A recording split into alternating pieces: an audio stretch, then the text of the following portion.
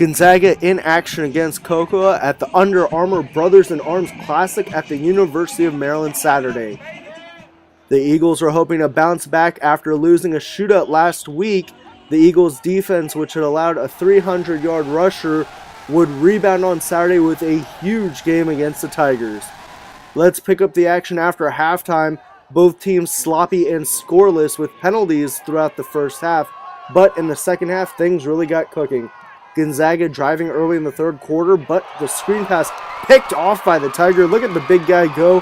He'll rumble 67 yards for the score, giving Cocoa a 7-0 lead. The Eagles, though, would quickly find an answer on the next drive. Robbie Walker, a little counter action, finds his way to the sideline and gets it into the end zone. That'll tie the game at 7. The Tigers, though, would keep the pressure on, facing a fourth down. They forego the field goal and go for it, and the gamble will pay off. The quarterback on the bootleg will score, giving the Tigers a 14-7 lead. But the Eagles wouldn't waver. The scoring continues as junior quarterback Nick Johns looks deep, hits his tight end James Orfini, diving touchdown catch. What a play. Take another look, as now it's a 14-all ball game midway through the fourth.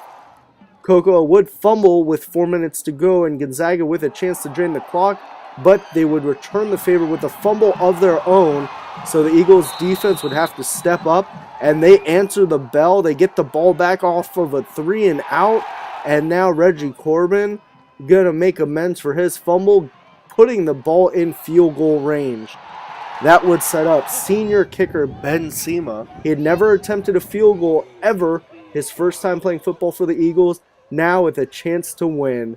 Ice water in the senior's veins. The 33-yard kick is good, and the Eagles, all sorts of cuckoo for Cocoa Puffs here as Gonzaga celebrates its first win of the year, a 17-14 win.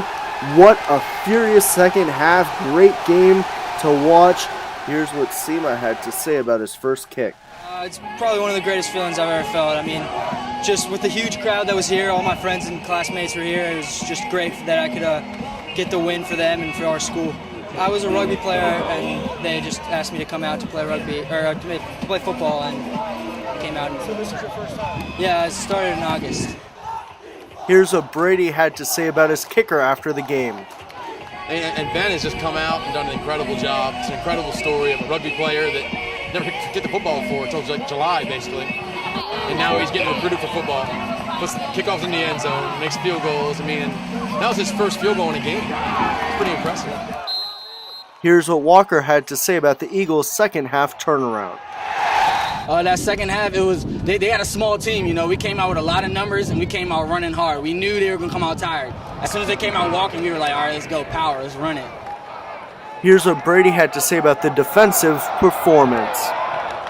Well, you know, after last week, our defense had a lot of scrutiny on them, you know, and they needed to bounce back and play hard. And they responded today with a great week of practice, and it should have been a game. Our kids tackled better, we flew around, and, you know, it's a physical game.